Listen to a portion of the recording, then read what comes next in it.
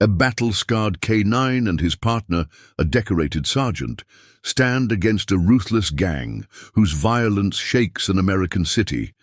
As fear spreads and institutions falter, the bond between man and dog becomes a symbol of hope for a nation on the edge. With the support of a journalist, a team of veterans, and unlikely allies from the gang's own ranks, they launch a resistance that stirs the hearts of millions. But just as the city begins to heal, deeper threats emerge, funded from the shadows, aimed at dismantling everything they've built.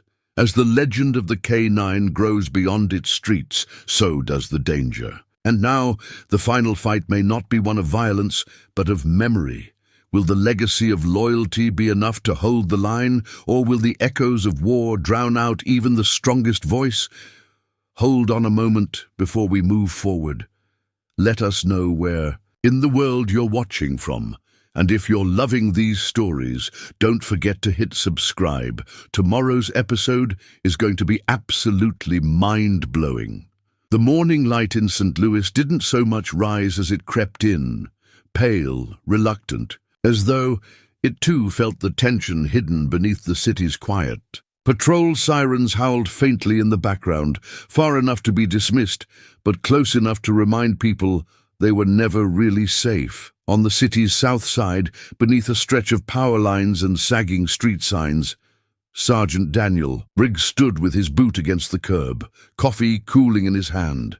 Next to him, Valor sat alert, the German shepherd's amber eyes scanning every parked car and alley like the war dog he once was. Briggs ran a hand over his trimmed beard and exhaled slowly. Mornings were supposed to be easier than nights, but lately there was no difference. Not with rumors swirling like smoke, whispers of a gang growing bolder, louder, angrier. He'd heard the name more times in the last month than in his entire 20 years in uniform, the Iron Fangs. To the public, they were just another biker gang.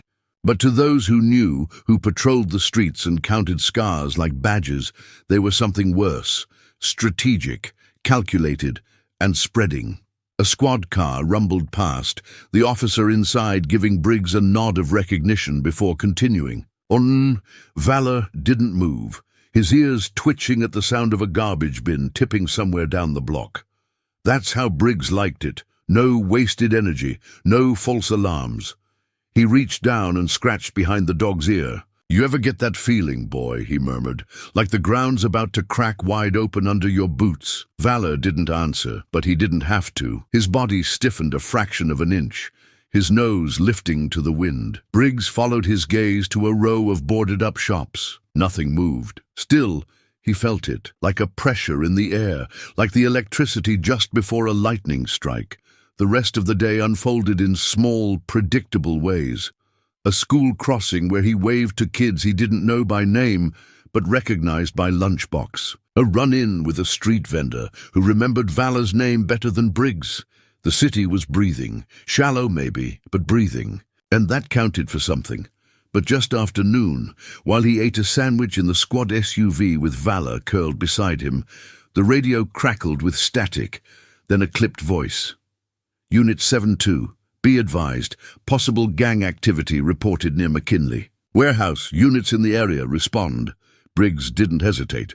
He slid the sandwich back into its wrapper, tapped Valor's vest, and keyed the mic. "Unit 7-2 responding." The warehouse district had been abandoned for years, a relic of a better time. Now it was Shadowland, where deals were whispered, and law was laughed at.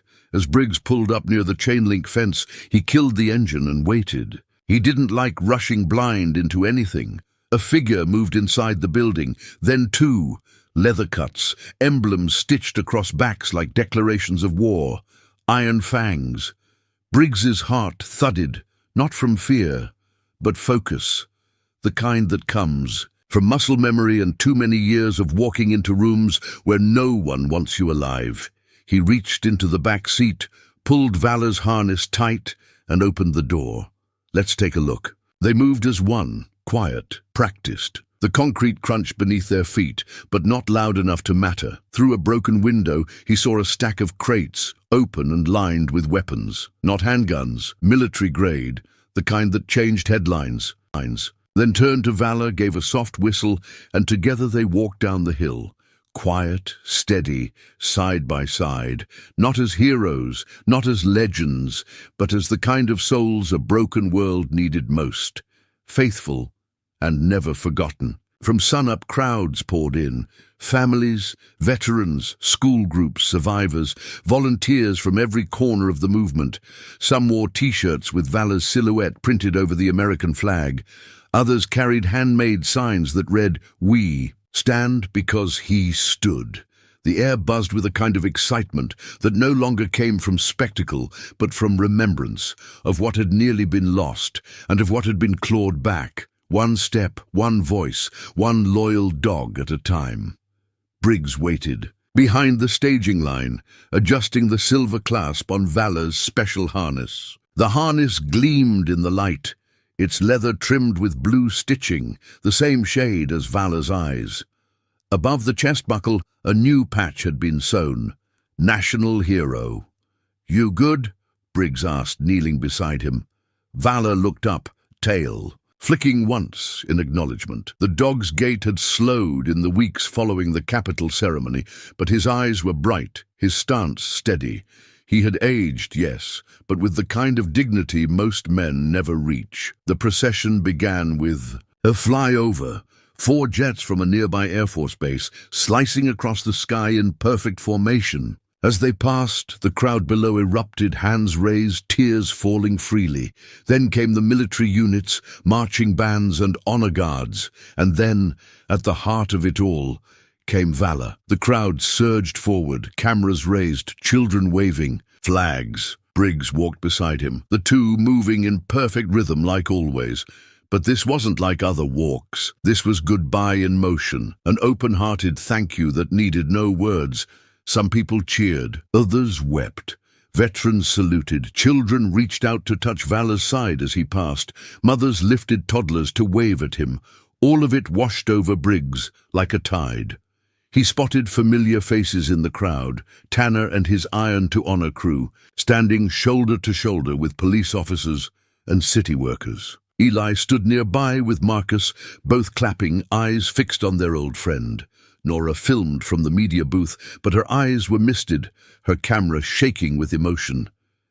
The procession slowed at the corner of 10th and Hamilton, where the main stage waited. Briggs and Valor were called forward.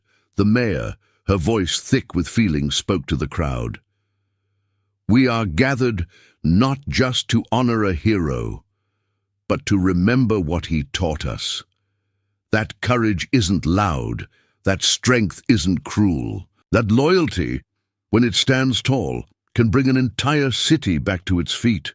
Then turning to Briggs and Valor, she extended a certificate, a proclamation signed by every member of the city council, declaring this day Valor Day. A choir of children sang the national anthem. As the final note rang through the air, Briggs lifted Valor gently onto the stage. The dog stood tall, facing the crowd, and the crowd responded. Thousands chanted his name. "Valor, Valor, Valor." Briggs didn't speak. He didn't need to. He simply placed a hand over his heart, then let it fall gently onto Valor's back. The moment lasted forever in the silence that followed. That night, fireworks burst over the Mississippi River. From a rooftop near downtown, Briggs sat with Valor resting at his feet, watching the sky light up. The dog's head rested on his paws, his chest rising in slow, peaceful rhythm. Around them, the city thrived. Laughter from block parties, music from 100 speakers, the glow of unity stretching farther than Briggs had ever imagined possible. A young girl approached quietly from behind. She held a Valor plush toy under her arm, her face half hidden by a red hoodie. She stood for a long moment without saying a word. Then, quietly, she asked, "Is he going to be okay?" Briggs looked down at Valor. "He already is." The girl nodded, then smiled. "I want to be a hero like him." Briggs knelt, so their eyes met. "Then start by being kind. Every day, no matter what." She nodded again, then walked away, gripping her plush dog a little tighter. Briggs looked back at the sky, his heart full. The war had taken much, but somehow it had given something too. Hope, a new generation rising not in fear, but in purpose. And at the center of it all, a dog who simply refused to fall. The morning was quiet, not the kind of quiet that comes from emptiness, but from reverence, the kind that settles into a place where something important is about to happen. Briggs walked, the path alone, boots crunching soft gravel. The cool wind stirring the edges of his jacket. He held no papers, no speech, no medals, only a single black leash in one hand and a folded American flag tucked beneath the other arm. Valor walked beside him without a sound, each step steady, deliberate.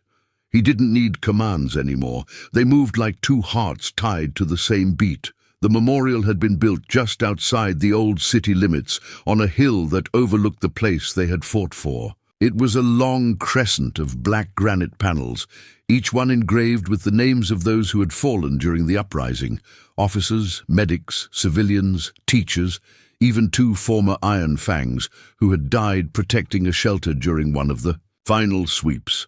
There were nearly 200 names. Briggs approached the panel at the far end. At its base, a fresh wreath rested beneath a plaque that read, "To the faithful, to the fallen, you stood." "We remember." He knelt, placing the folded flag beneath it. Then he sat in the grass, looking out at the city below. It shimmered in the distance, alive and busy, traffic flowing, rooftops gleaming, birds gliding over the Missouri River like they had before everything fell apart. Valor lay beside him, resting his head on Briggs's leg. "You remember that first night, boy?" Briggs said softly, rubbing the dog's ear. "The warehouse raid. Felt like we were the last two holding the line." Valor stirred but didn't lift his head. "I thought we'd be dead within the month. Thought Maddox had already won. I didn't know we were about to wake the whole city." He reached into his coat pocket and pulled out a small photo, creased and worn from too many years riding in his wallet. It was of a younger Briggs, freshly back from deployment, holding a puppy with oversized ears and bright, alert eyes. The tag on the collar was barely visible, but the name could still be read. "Valor. I didn't name you for what I hoped you'd be," Briggs murmured. "I named you for what I needed to believe in." A breeze rustled through the grass. Somewhere below, wind chimes played softly from a chapel porch. A small group began approaching up the hill. Veterans, students, families. Many wore shirts or hats with Valor's likeness. Some held candles or small flags. They didn't speak, just joined Briggs one by one, standing before the memorial, reading the names, paying respects. Among them was Nora, camera slung over one shoulder. She didn't raise it, she only sat beside Briggs, her eyes glassy but calm. "They want to build another memorial," she said after a while. "In D.C. this time with service animals included." Briggs nodded. "It's about time. He's going to be the first name they carve." He didn't respond, just reached down and scratched Valor's side gently. Time passed. The group began to disperse slowly, leaving flowers and tokens at the base of the granite. A dog tag, a folded letter, a child's drawing of Valor with wings. But Briggs remained.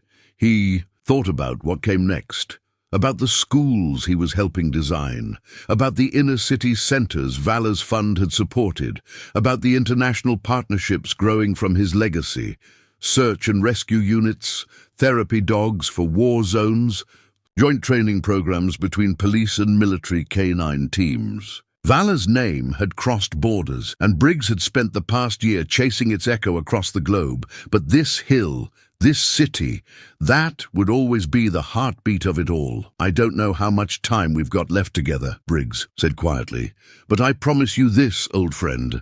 I'm going to make sure they remember." Valor shifted closer, eyes half closed in the sun. They sat until dusk, until the city lights below began to blink like fireflies, until the names on the granite shimmered under the first touch of moonlight. As Briggs stood to leave, a young girl appeared at the top of the path, the same girl from the parade. She held a single white rose in one hand. Her valor plush was tucked under the other arm. She walked to the wall and placed the rose beneath the plaque. Then she turned to Briggs and asked, "Do you think he knows how many people he saved?" Briggs didn't answer right away. He looked down at Valor, then out across the city, then back at her. "I think he never cared about that," he said. "He just knew who needed him, and he never looked away." She nodded solemnly and walked back down the path without another word. Briggs stayed behind one last minute. Briggs nodded at the volunteers painting nearby, members of Iron to Honor working alongside local artists, laughing, sweating, telling stories. Unity wasn't a word being thrown around anymore. It was something people could point to. Even the churches, once targets for threats and vandalism, had reopened fully. Pastors and rabbis and imams stood together, hosting town hall meetings in sanctuaries filled with both faith and strategy. Sermons wove in stories of valor, not as a divine messenger, but as a lesson. Loyalty, courage, sacrifice. Schools joined in. Classrooms across St. Louis began offering a new curriculum called Stand Tall, a hybrid of civics, conflict resolution, and community defense training. Briggs had been invited to speak at several assemblies, but he only agreed under one condition: valor had to come too. At one school, a second-grade boy asked him, "Did Valor ever get scared?" Briggs looked down at his partner. "Every time." But he stood up anyway. The auditorium went silent. The teacher wiped her eyes. Meanwhile, the police force changed. Not by orders from the top, but from the ground up. Officers who'd once kept their heads down now stood with communities instead of above them. Uniforms became less about presence and more about partnership. And in every precinct lobby, a framed photo of valor stood as quiet reminder of what integrity looked like when it bled, limped, and kept walking.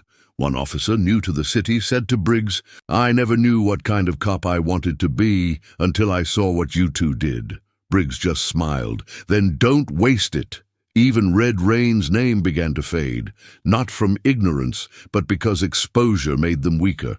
With every confession, every file decoded, every operative rooted out and dragged into the light, their network unraveled. What once felt like a faceless shadow now looked like desperate fragments clawing at the edge of a wall, too steep to climb. One of the final captures happened without a single bullet fired. Briggs and Eli led a joint operation into a farmhouse outside Des Moines, where a senior strategist for Red Rain had holed up under an alias. When they breached the door, he surrendered without a word. He held up a newspaper, Valor on the front page, and said, "We lost the people."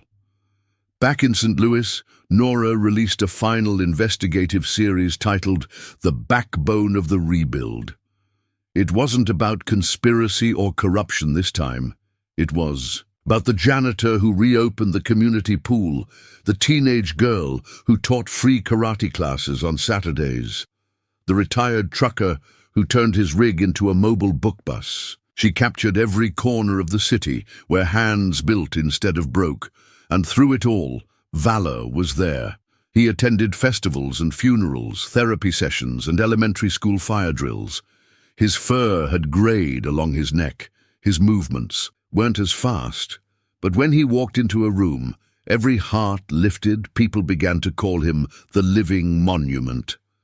One afternoon, Briggs sat on the courthouse steps, watching as the city unveiled a memorial sculpture, not just of valor, but of all who had stood during the darkest days. It wasn't grand or towering. It was simple. A circle of stone pillars, each one engraved with a name: officers, civilians, volunteers, even former fangs who died helping protect the city they once harmed. At the center of the circle was a small, bronze paw print, not labeled, just understood. Briggs leaned against a pillar, Valor's head on his knee. A man approached, gray beard, tattered jacket. He didn't speak, just sat nearby, breathing deep. Finally he asked, "You think we really fixed it?" Briggs looked out across the square, where families picnicked, teenagers played guitar, and a group of retired Marines cleaned trash from the sidewalk. "No," he said, "but we stopped it from breaking. And now, we keep showing up. The man nodded slowly. That dog's got a hell of a legacy, Briggs smiled. We're all just trying to catch up to him. The city of St. Louis hadn't seen a parade like this in a generation. Main Street had been blocked off for 3 days in preparation. Red, white, and blue banners draped from streetlights, and grandstands lined the sidewalks. Flags waved from balconies and fire escapes, and storefronts painted tributes across their windows. Some images of valor in his iconic vest, others of Briggs standing tall beside him, both figures sketched in bold, reverent strokes. Others called it betrayal, to the victims, to the history, to the pain that still echoed in alleyways and scarred storefronts. Briggs didn't excuse their past. He didn't forget what they'd done, but he saw what many refused to. Most of them were just boys when Maddox found them. Now they were men with empty hands, asking for a hammer instead of a weapon. So he set boundaries. He worked with federal agencies to clear pathways for those willing to testify, to give names and timelines. He established a program, a hard one, no second chances, no lies. They would work, they would build, and they would do it publicly. They called it Iron to Honor. At first, there were just 4 of them. They wore no patches, no chains, just work. Gloves and eyes that didn't meet anyone else's. They helped clean graffiti. They worked construction on damaged shelters, and they stayed silent when people spat near their boots. But they stayed, and others joined. It wasn't a movement, not yet, but it was something. Briggs made sure they worked beside police officers, veterans, teachers, and volunteers. He made them tell their stories. Every one of them, on camera, for the record. Nora ran a full feature on the group. It was raw, powerful. The kind of piece that didn't offer forgiveness, just facts. Men like Tanner talking about why they joined, how they were seduced by a vision of power, of being part of something, and what it cost them, how it broke their families, what it felt like to watch valor rise while they stayed buried. The response wasn't immediate, but it wasn't hateful either. Letters came in from people who had lost sons to gangs saying, "Thank you." Others from small towns asking if Iron to Honor would come help rebuild their parks, their schools. One letter came from a woman whose brother had been an Iron Fang and died during the warehouse raid. She wrote, "I hated you all. Still do some days. But I watched your video, and for the first time I hoped maybe someone could come out of this better." Briggs brought valor to one of their sites one afternoon. The men stopped working when they saw him. Every one of them froze as the dog trotted across the dust-covered ground. Then, one by one, they approached. Slowly. They didn't touch him, just stood near, eyes filled with something between guilt and awe. Tanner knelt, head bowed. "Don't deserve to pet you," he whispered, "but I'm going to spend the rest of my life trying to be worth it." Valor sniffed his hand, then sat down beside him. In the following weeks, Iron to Honor expanded. Briggs secured funding through a national foundation. Chapters formed in Detroit, Tulsa, Sacramento. Former gang members, motorcycle crews, and street kids who had aged into hardened men started reaching out. "We want what they've got," one email read. A way back. Briggs didn't offer absolution. He offered work, and they took it. One evening, as the sun dipped behind the St. Louis skyline, Tanner and his crew finished restoring the side of a community center that had once been an Iron Fang's safe house. Now it had a garden, a swing set, and on the wall they painted a mural, Valor, standing beside Briggs, looking ahead. No slogans, no signatures, just a single phrase in black. "The chain is broken." The breeze carried laughter now, not the kind that masked fear or mocked pain, but something real, something earned. On the corner of 8th and Monroe, children raced down a sidewalk, freshly painted with chalk rainbows.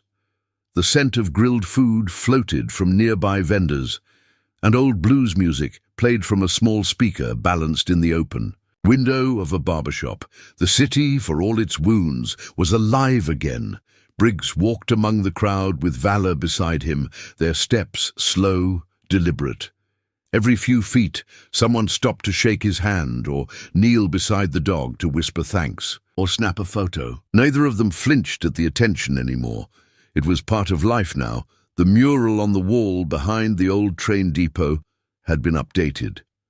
Where there had once been scars and slogans, now stood scenes of rebuilding. A firefighter lifting a child, a nurse wiping sweat from her brow, a teacher standing before a chalkboard where the words "Truth is power" had been written by small, careful hands, and at the center of it all, Valor, his eyes bright, facing forward as if always moving ahead. At the base was an inscription. He didn't bark for himself. He barked for us all. Briggs had never been one for speeches, but when the mayor asked him to say something at the statue's unveiling, he couldn't refuse. He stood before the crowd, holding Valor's leash loosely. "You all saw the headlines," he began. "You saw the videos. You heard what he did. But what you didn't see was the pain. The nights in that hospital when we weren't sure if he'd make it. The silence that followed each surgery. The weight of it." He paused, and then he stood up. He looked down at Valor, who met his eyes like he always did. He didn't know the cameras were watching. He didn't do it for the city. He did it because that's who he is. And now, we have to be who we are. Applause followed. Long, sustained, heartfelt. Afterward, a woman approached him, early 40s. Her voice trembled. "My husband was one of the first responders. He made it because your dog stopped the shooter. I never got to say thank you." Briggs nodded. "You just did." Nora continued her reporting, turning the story into a national feature. It aired on 3 networks. Letters poured in from other countries. An animal rights group in France painted a 20-foot version of Valor on the side of their headquarters.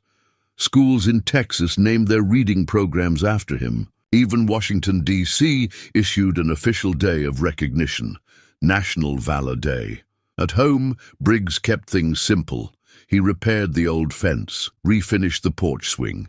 He and Valor sat out there most evenings, watching the sky burn orange over the treetops. Sometimes people came by. Sometimes they didn't. Didn't matter, they had each other, and that had proven enough. One afternoon, a package arrived with no return address. Inside was a hand-carved wooden plaque. It simply read, "Because he stood, we stood." No note, no signature. Briggs hung it over the mantel, and beneath it Valor lay, stretched out in peace. The rebuild wasn't over. Red rain still lingered in distant corners, and new battles waited in the shadows, but the city had remembered itself, and one dog had reminded them how. It began with a letter from Washington, an official-looking envelope stamped with the seal of the United States and delivered by hand to the precinct. Briggs had nearly tossed it aside, assuming it was some formal acknowledgement of recent activity, one of those polished, distant thank yous that meant little on the ground. But when he opened it, he read the words slowly, twice, before sitting down in the nearest chair without saying a thing. Valor was being awarded the American Hero K9 Medal, not a local ceremony, not a state-issued citation. This was the nation calling his name. The event was set for 3 weeks later, Capitol Hill. Full ceremony, military honors, and the medal would be presented by the president himself. They offered to fly Briggs and Valor in with security detail and a medical team on standby. But Briggs refused the jet. He wanted to drive. He wanted Valor to see the country he saved. The journey took 5 days. They stopped in small towns and big cities, and at every stop, people were waiting. Not planned, just felt. Crowds gathered outside gas stations, lined up along highway overpasses, waving flags and holding signs. "We love you, Valor, hero dog. Thank you." In Ohio, a Vietnam veteran walked up, bent at the knee, and kissed Valor's snout. "You brought us all back," he whispered. In Pennsylvania, a school canceled classes just so the students could greet. The convoy offering letters and drawings, each sealed in red envelopes marked "For Valor." By the time they reached D.C., the story had gone beyond headlines. It had become folklore, something between legend and memory. And when Briggs stepped out of the van and onto the Capitol lawn, the crowd roared. Not for him, but for the dog walking proudly at his side. Cameras clicked, dignitaries straightened their jackets. But nothing stole the focus, not when Valor stepped forward onto that stage. He was older now, more than just weeks older. The battles had weathered him, but his posture was unshaken, his gaze alert. He didn't tremble, he didn't hesitate. He stood like a monument among men. The president took the podium. America has always believed in courage, but courage is not just found in battlefields or behind podiums. Sometimes it comes on four legs. Sometimes it bites back at the darkness. And sometimes it teaches us to stand when standing feels impossible. He turned, bent slightly, and placed the medal around Valor's neck. It gleamed against the black fur. The applause was thunderous. Briggs, in full uniform, stood to the side, eyes burning. He'd seen so much, lost so much, but this was something he hadn't felt in years. Pride without pain, joy without caution. When the ceremony ended, Valor walked down the Capitol steps beside him, head high, his medal clinking softly. With each step, they were stopped dozens of times on their way out. By Marines, senators, school teachers, children, fellow handlers, Gold Star families. They didn't ask questions, they just thanked him. But it didn't stop there. Across the country, the ripple turned to a wave. Police departments began adopting canine therapy programs modeled after Valor's recovery journey. A non-profit was launched in his name, offering mental health support to veterans and first responders through service dogs. Briggs was asked to serve as the organization's director. He accepted. Within 2 months, Valor's story had helped fund 12 new units nationwide. He visited each ribbon-cutting with Briggs, sometimes walking, sometimes riding, in a custom patrol truck designed just for him. Each city welcomed him with honor guards and schoolchildren singing patriotic songs.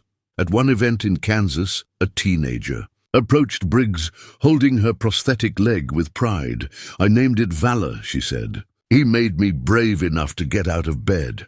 Briggs choked on his answer, squeezing her shoulder instead. At home, letters continued to pour in. One from a woman in Utah said her husband had finally opened up about his PTSD after watching the ceremony. Another from a retired police chief read, "Your dog did what 100 speeches couldn't." Valor didn't understand any of it.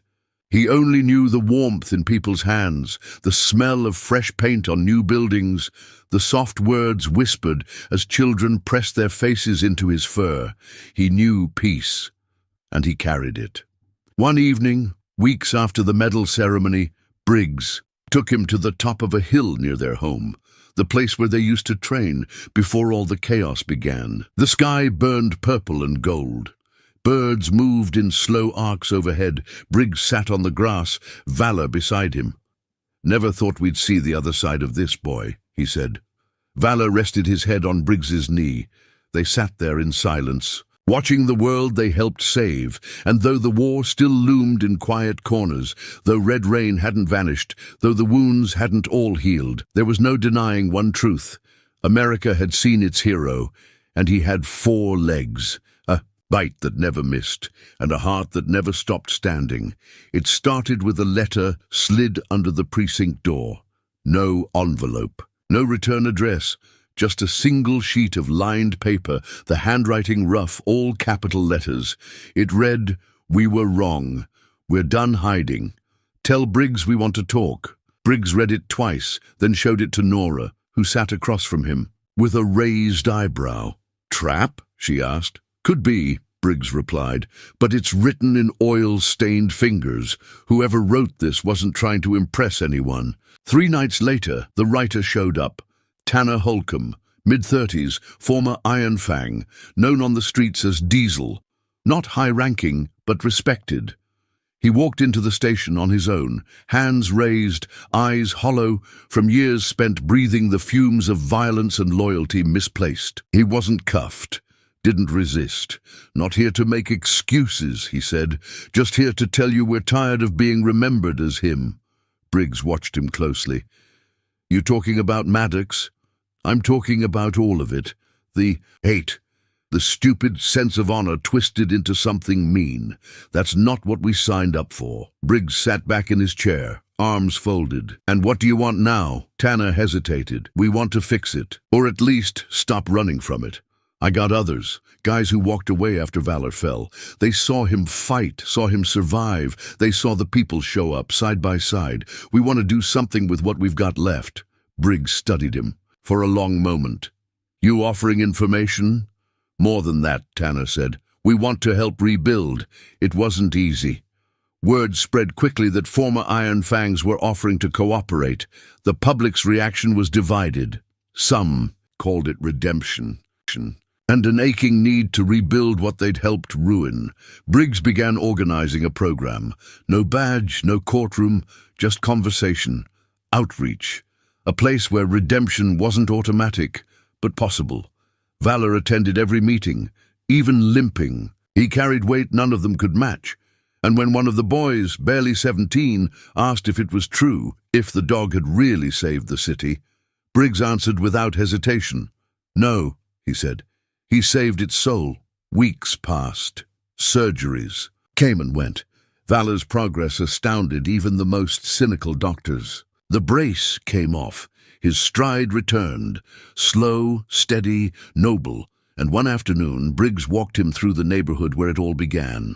The same block where the first warning came, the same street where the first fear grew. Children spilled. From porches, old men waved from lawn chairs, and across every door hung red, white, and blue ribbons, some faded, some fresh, but all placed there for one reason: hope. Briggs knelt beside his partner, ruffling the thick fur around his neck. You, ready to walk into the next chapter?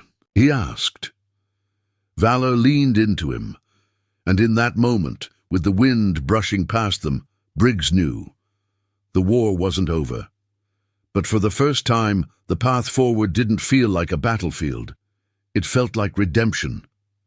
The rebuilding didn't begin with cranes or blueprints. It began with hands, rough, calloused, tired hands, lifting debris from schoolyards and sweeping shattered glass from storefronts. It began with silence, broken by quiet greetings between neighbors who once kept their eyes on the ground. St. Louis was not the same city it had been before Valor fell.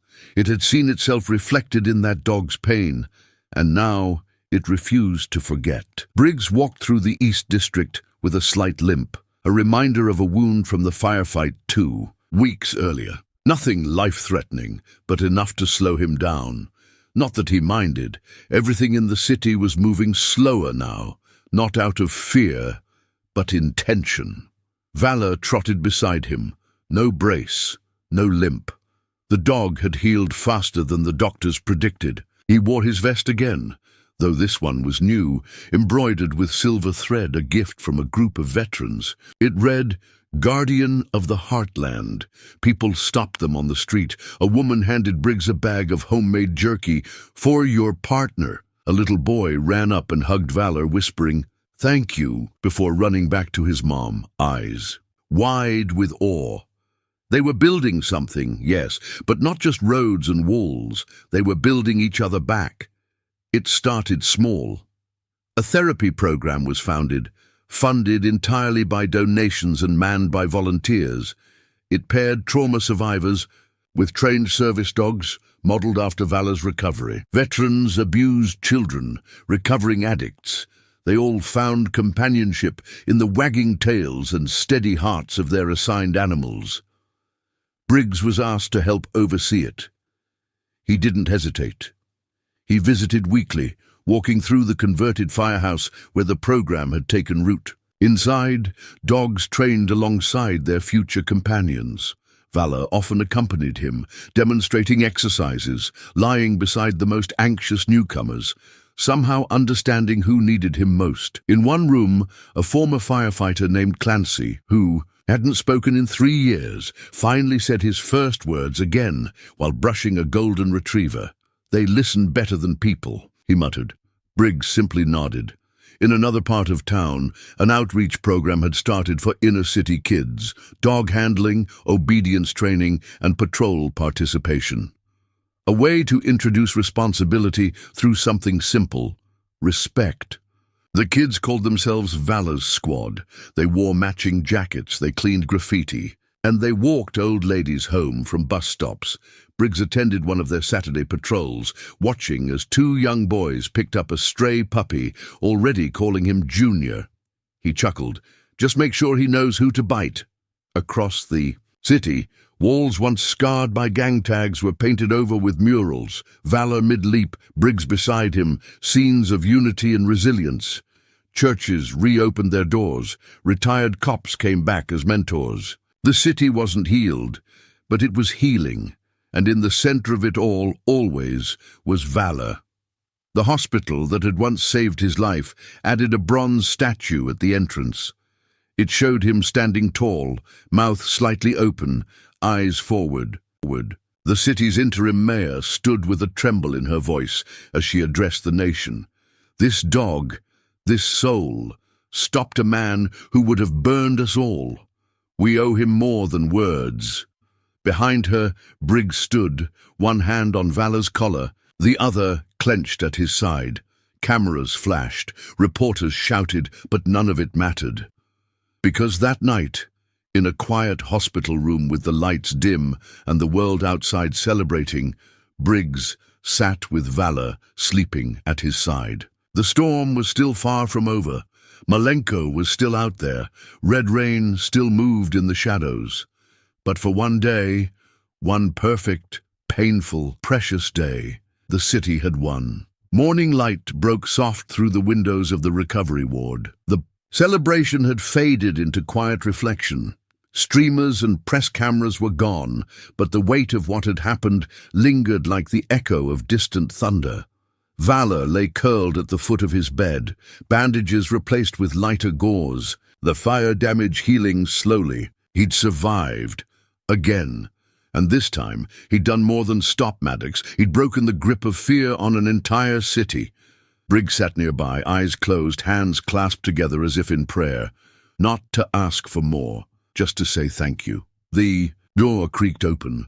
A young officer stepped in, hat tucked under one arm, nervous energy trailing behind him. He cleared his throat and said, "Sir, there's someone here asking to speak with you, says it's important." Briggs opened one eye. "Who?" The officer hesitated. "Benny Cray." The name hit like a strange weight. Benny, 19, skinny, jittery, eyes always darting like they'd seen too much. He was an Iron Fang, the youngest of the crew taken during the warehouse ambush.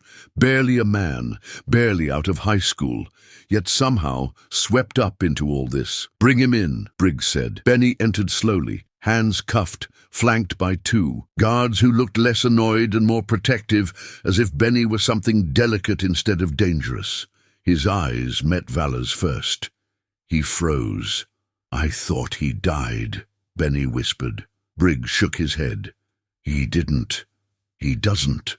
Benny took a shaky breath. "I didn't know Maddox was gonna do that. The vest, the kids, none of it. I just wanted to belong to something. Thought the Fangs were about loyalty, brotherhood." Briggs leaned forward. "What made you change your mind?" Benny looked at the floor. "That night, after Maddox blew himself up and they pulled us all in. I saw the video again, not the explosion, the dog. The second he broke the leash, the second he made the choice, he could have run, you know. He could have saved himself, but he didn't." Briggs waited. "I realized then, everything Maddox taught us was backwards. He said power was earned through fear. But that dog, he had nothing but pain, and still he chose to protect. That wasn't fear, that was love, and it beat us." Silence hung in the room. "I want to help," Benny added, lifting his head. "I know names, locations. I know who was talking to Red Rain. I'll give it all. I'll testify. Just let me start over." Briggs studied him. He wasn't looking at a gangster. He was looking at a kid who'd been swallowed and spit back out by a machine too big to understand. And now he was reaching for the edge of something better. "You don't get to erase what you did," Briggs said quietly. "But you can build something with what's left." That afternoon, Benny was transferred to a federal facility under protective status.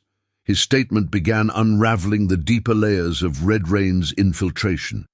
He named names, provided drop points, even mapped out digital hubs, temporary servers used to cycle encrypted messages through abandoned warehouses across the Midwest. Marcus took the intel and worked around the clock. Within days, 3 storage units were raided in Chicago, 2 safe houses in Memphis were shut down, and 1 key operative of Red Rain, a logistics courier, was captured trying to cross into Canada. Briggs watched it unfold, like dominoes finally toppling. Nora published Benny's story under the title, "From Fang to Flame, the Kid Who Walked Away from the Fire." It ran front page, received both praise and criticism, but no one denied the truth in Benny's confession, and something else started happening. Other kids began coming forward, former low-level fangs, taggers, lookouts. They showed up at precincts, at churches, at community centers, not with bravado, but with silence, guilt.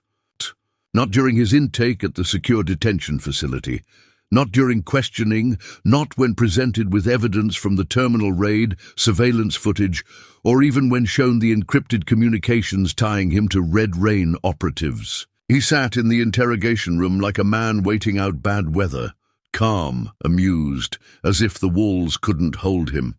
Briggs watched from the other side of the glass, his fists tight against the metal table. "He knows something," he muttered to Nora, who stood at his side, arms crossed, jaw tight. "He always knows something," she replied, "but this time he's too quiet, which means it's already in motion." Briggs stared through the glass. Maddox's lips twitched into a grin, his eyes locking with the two-way mirror like he could see through it. Later that night, the storm hit. A call came in, frantic, garbled, barely coherent. 2 kids, taken from the East District, boys, 7 and 9, last seen near the volunteer checkpoint. Briggs was already moving before dispatch finished the sentence. Eli joined him at the van, checking his gear. "They're using kids now?" "They're using anything," Briggs growled, starting the engine. Valor, freshly cleared for field work with limited range, jumped into the back seat with mechanical grace, his brace clicking slightly as he settled into position. The van tore. Through the city, sirens off, moving under radar. They reached the park where the boys had disappeared in under 5 minutes. No witnesses, no vehicles. But Valor had already picked up the scent.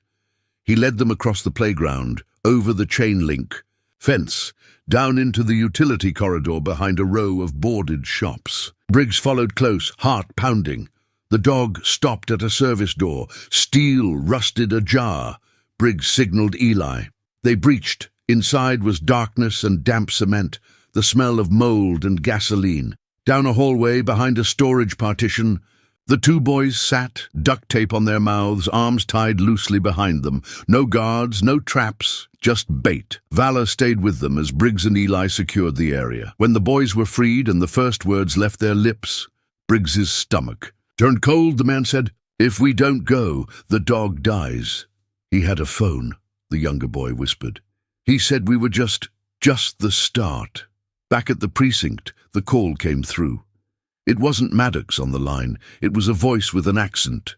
One Briggs. "Recognized from the files, Victor Malenko." "You took our voice," Malenko said. "Now we take yours." The screen lit up. A live feed. Maddox, standing inside his own cell, arms raised, 2 guards unconscious behind him. He wore a vest, not cloth, explosives, and in front of him, chained to the floor, Valor. Briggs stood frozen, breath caught between rage and disbelief. The live feed shifted as Maddox stared into the camera, a detonator in his hand. "I told you," he said. "If I fall loud," Briggs shouted into the mic. "Don't you touch him!"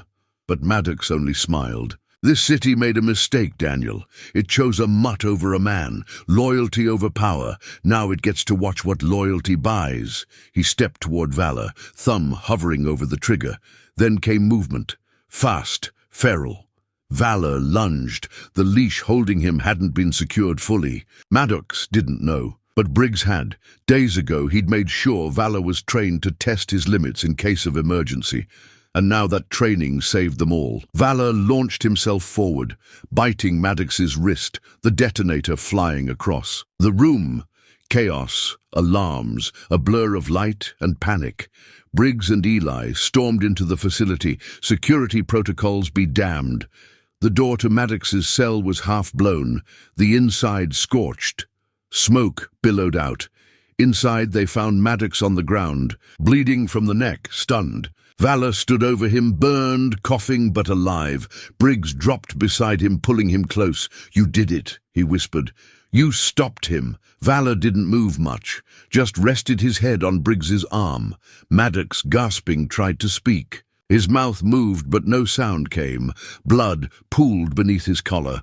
Whatever last words he'd saved for victory, they stayed with him. By sunrise, the entire country knew Maddox was dead.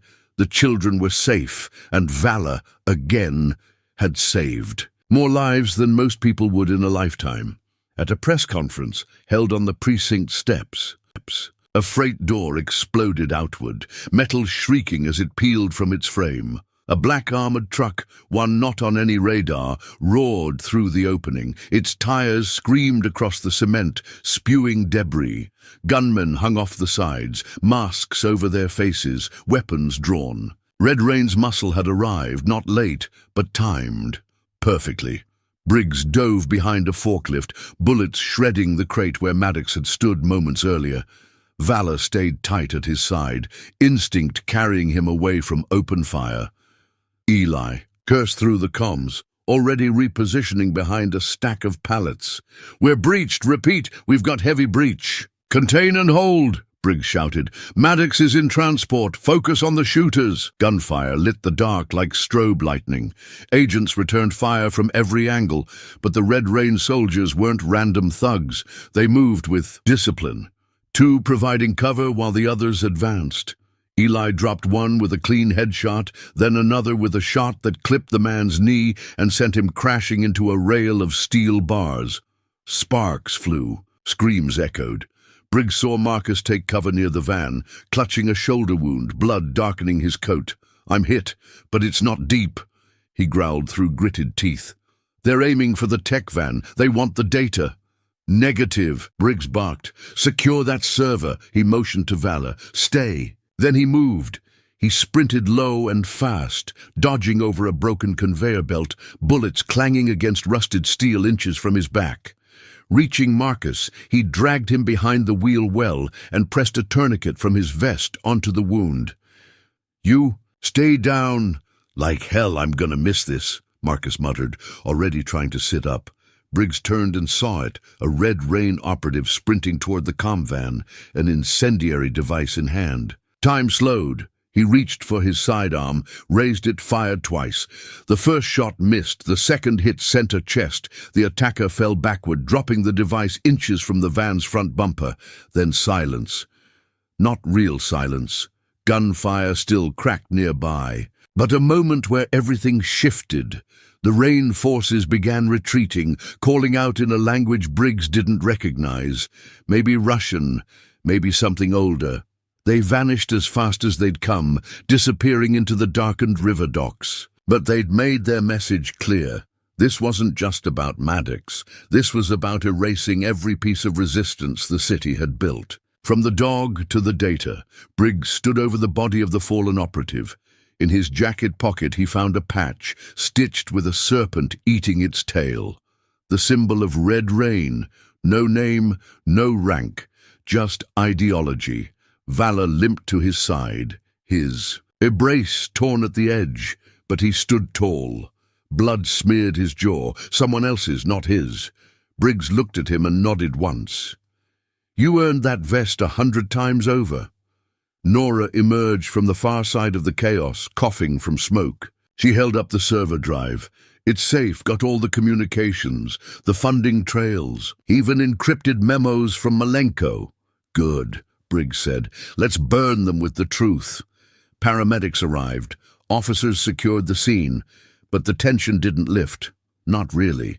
Because everyone knew this was a taste, a demonstration, And Briggs had felt it deep in his chest. Red Rain wasn't planning to just back Maddox. They were planning to avenge him. Later, back at the command center, Nora patched together what they'd gathered. Messages intercepted showed growing movement across 3 other cities. Rain wasn't reacting. They were pivoting, shifting their resources. One line stood out in the decrypted file. Remove the face, silence the bark. The city will follow. Briggs, rid it, jaw clenched. They're still coming for him. Let them, Eli muttered from across the room, reloading a magazine. Let them try. Valor slept beside Briggs's desk that night, his breathing slow, steady. A scar now crossed. His left ear and the fur on his side was shaved and stitched, but his chest rose with calm rhythm. His presence was no longer just symbolic. It was defiant. Briggs looked out the window, toward the city still blinking under cold clouds. They don't get to win, he said quietly. Not here. Not now. And in the silence that followed, Valor stirred, lifting his head like he agreed. For 48 hours, Maddox said nothing. Briggs didn't look away from the warehouse. You're on. Marcus's voice crackled through the earpiece. Thermal scan picking up movement on the east axis. 2 bikes, 1 SUV, ETA 90 seconds. Briggs keyed his mic. Copy. Units hold. Nobody moves until the crate is touched. Nora sat in a surveillance van parked 3 blocks down, surrounded by monitors showing every angle of the warehouse. She'd gone quiet the moment the vehicles were spotted. Her eyes narrowed, her voice low as she relayed updates. Briggs, looks like more than just second-tier muscle. There's a 3rd vehicle coming up behind, 2 more figures, no facial IDs yet. The team stiffened. Eli adjusted his position. Then they arrived. 3 motorcycles pulled in first, headlights off. Behind them, a matte black SUV rolled up slow, the tires silent over the cracked concrete. Doors opened, boots hit the ground. Spiderneck stepped out first, just as Eli predicted. Beside him, 2 bikers with modified rifles strapped across their backs. They moved cautiously, peering around, clearly suspicious, but curious enough to keep moving. Then another figure emerged, Colt Maddox. Briggs felt the chill slide down his spine. Maddox was wearing a black tactical coat, hood down, his face lit by the soft glow of the moon. He walked without fear, a grin twisting the corner of his mouth. Looks like I owe you $10, Briggs muttered. Eli's voice returned in a whisper.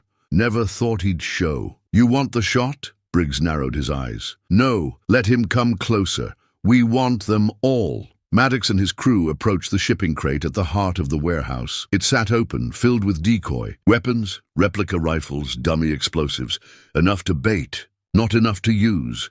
He reached in, pulled out a rifle, tested the weight and laughed. Either someone's real stupid, he said aloud, or someone thinks I am. He dropped the gun. That's when the lights cut on. Flood lamps snapped to life. From all sides of the warehouse, bathing the entire lot in blinding white, red and blue strobes ignited behind cargo containers. Unmarked vehicles surged forward. Dozens of tactical agents rose from cover with weapons drawn. C. Louis PD, hands in the air.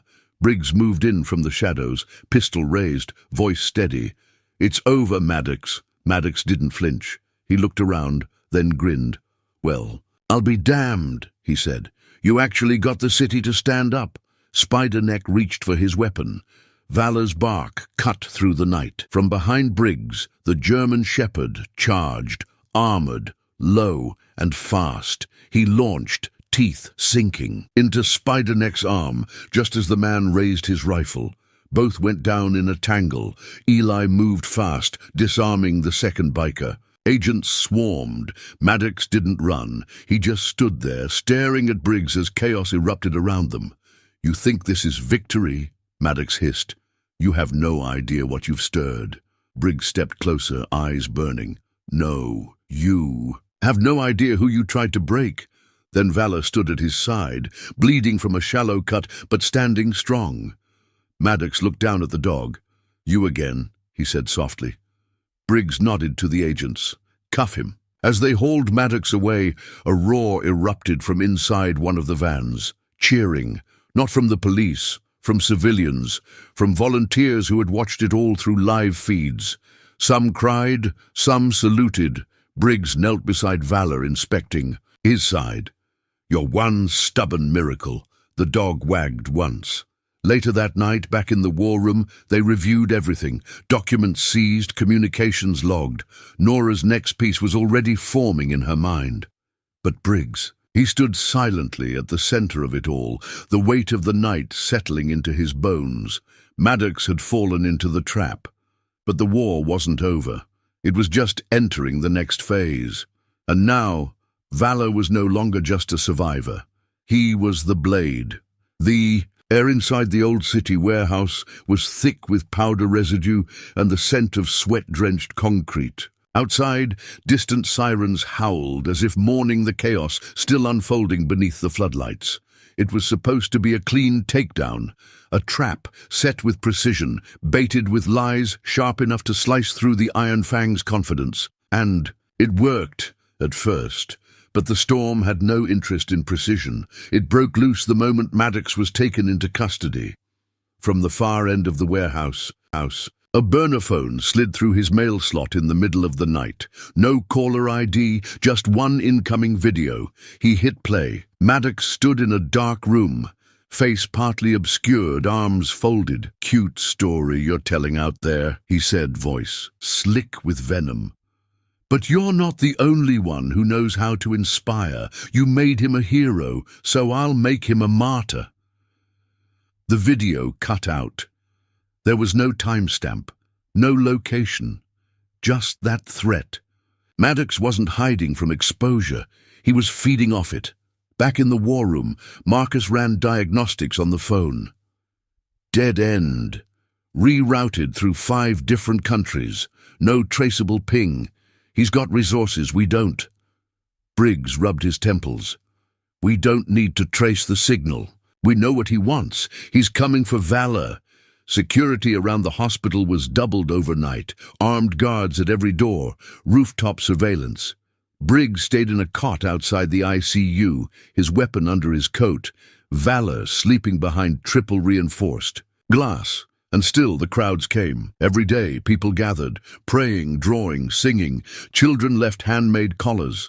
Veterans saluted as they passed the entrance. The hospital had become a fortress of hope, but truth didn't stop at hope.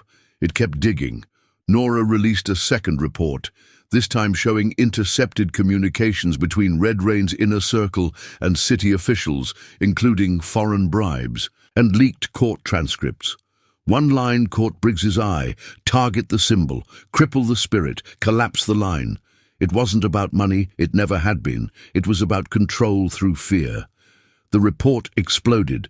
Federal agents swept through. Offices with warrants. Congressional hearings were scheduled. Cities across the country launched internal audits of their own departments.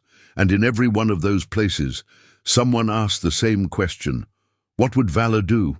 It was strange. How a single life, an animal at that, could shift the weight of an entire nation's spine. But it had, and Maddox, he was getting desperate. A week after the report, a train station in the West District exploded.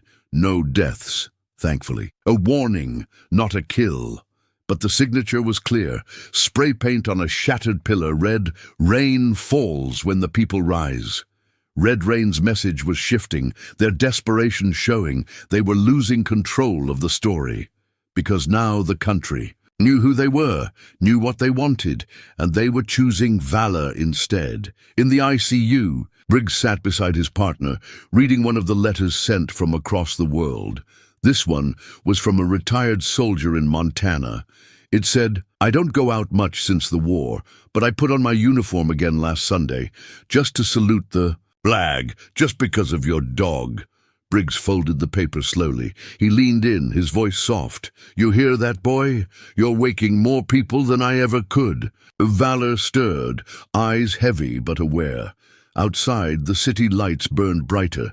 The truth had been pulled into the light, raw and ugly, but undeniable, and no matter how hard Maddox tried to break the symbol, all he had done was set it in stone. A cold front swept through St. Louis, sharpening every shadow and slowing the city's heartbeat. Wind curled through alleyways like warning fingers, lifting leaves and carrying the scent of iron and smoke.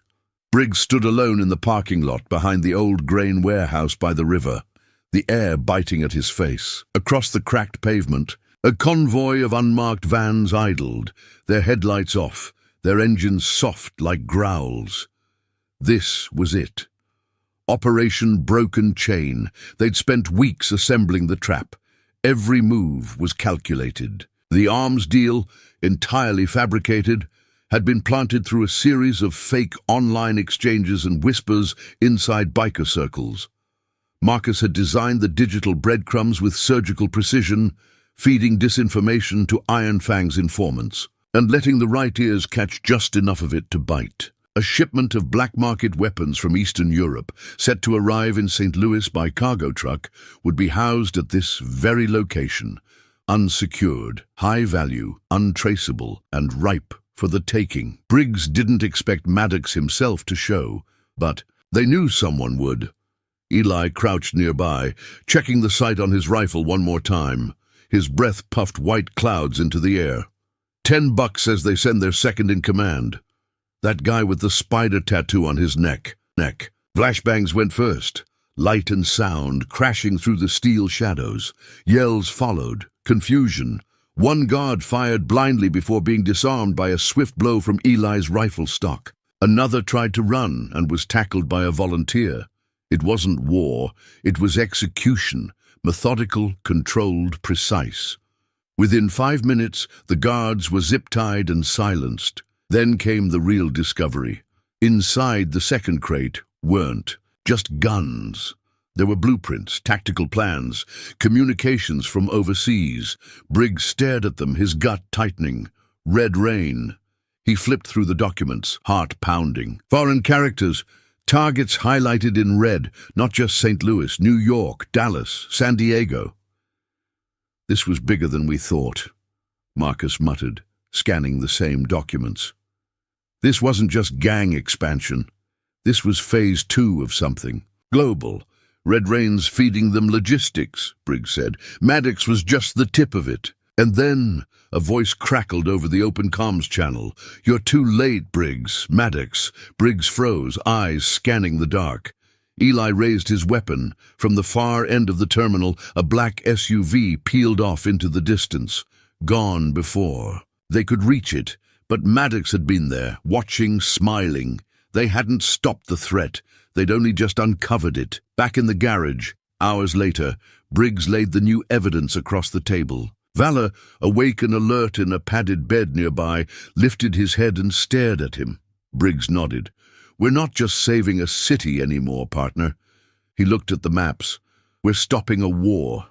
The sun hadn't yet risen when Briggs sat, alone in the war room, the weight of a larger storm settling into his chest.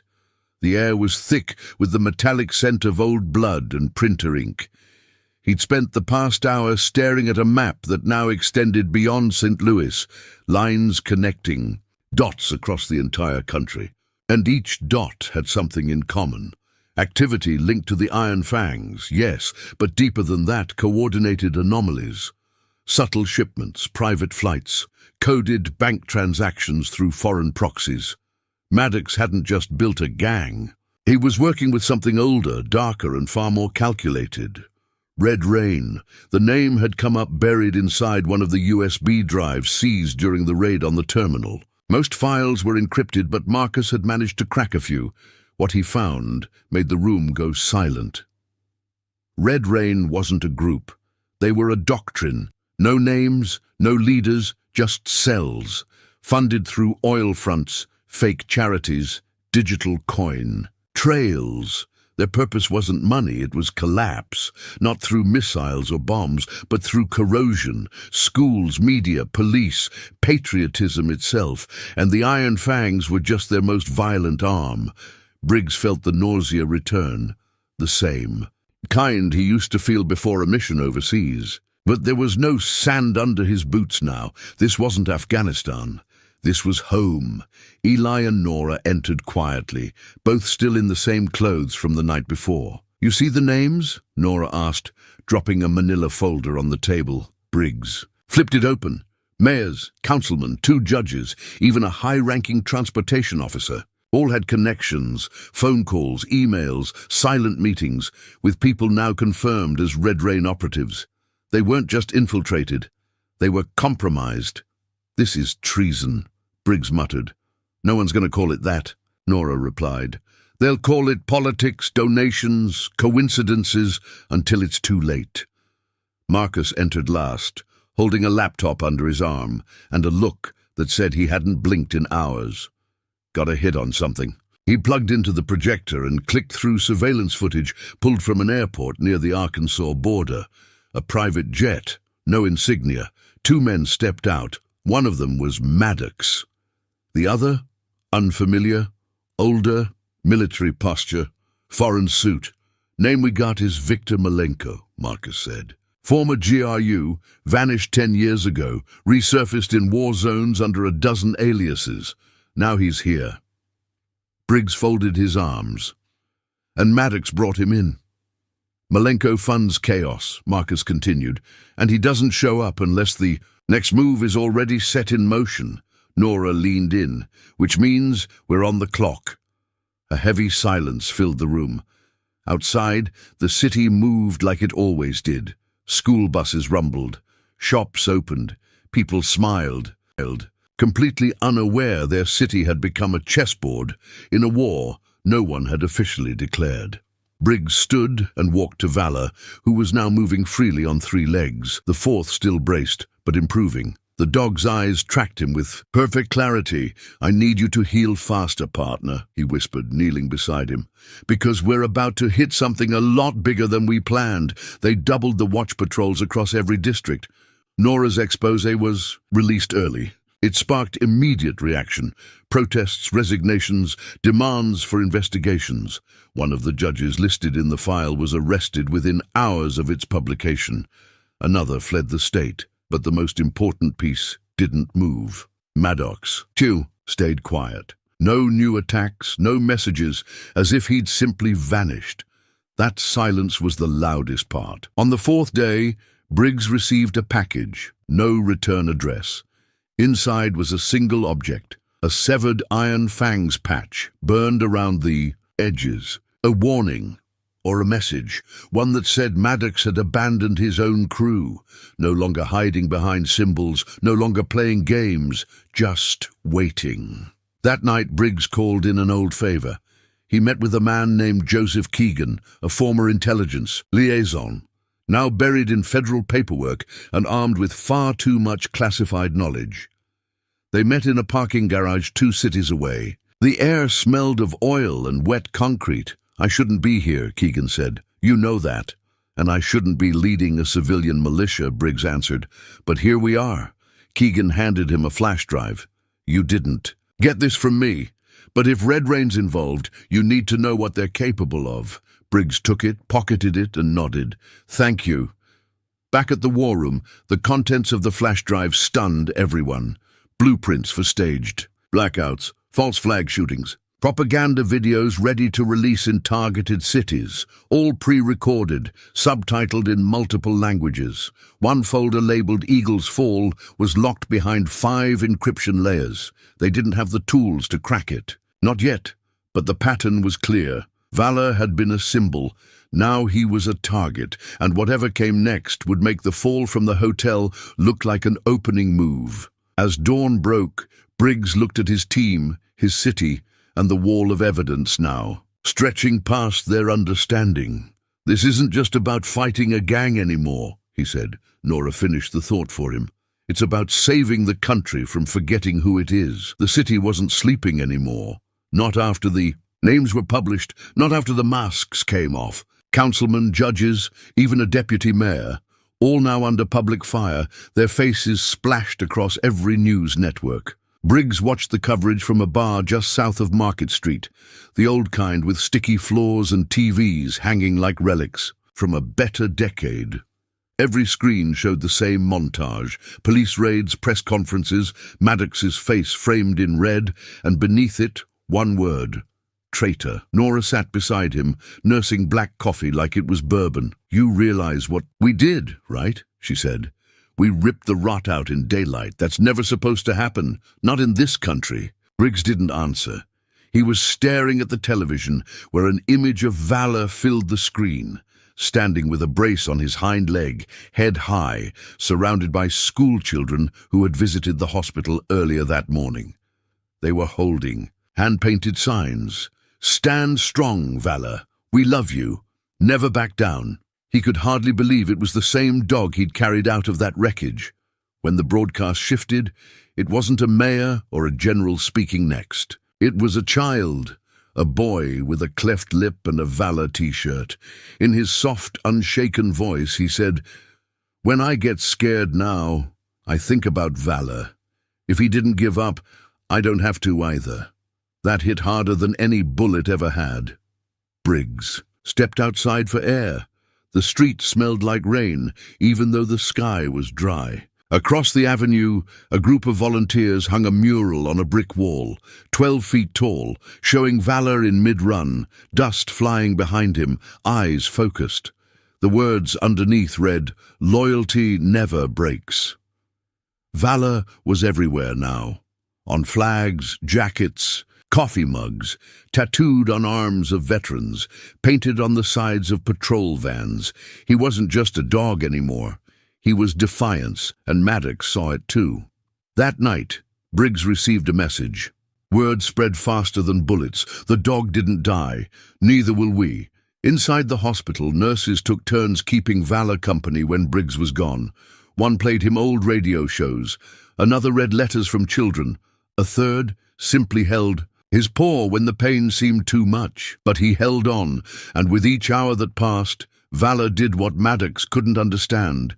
He turned survival into revolution. By the end of the week, a mural appeared 4 stories tall on the side of a downtown building, painted overnight without permits, by a dozen artists working in silence. It showed Valor mid-leap, falling not to die but to rise. The caption beneath it was simple: "Still standing," and across the nation, millions whispered the same thing: "So are we."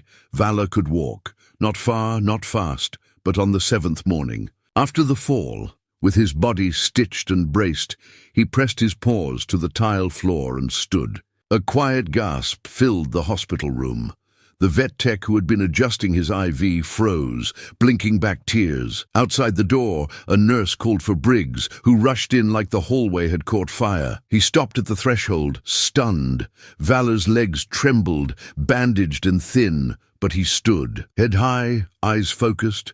When he saw Briggs, his tail gave a slow, deliberate wag. Briggs dropped to his knees. "You beautiful, stubborn soul." The image hit the internet minutes later, captured by someone standing in the hallway. It went viral before the hour ended. Networks ran it on loop. The footage was simple, a broken dog rising. But to the nation, it was something else. Proof. That hope wasn't just possible, it was alive. Briggs didn't wait. Later that night, in a cold garage cluttered with maps, blueprints and printouts, he stood beside Marcus, Eli and Nora, each of them running on adrenaline and fury. On the table before them was the schematic for an abandoned shipping terminal at the edge of the river. The shipment was coming in there. Arms, tech, armor, enough to arm a small militia. "We take this out," Briggs said.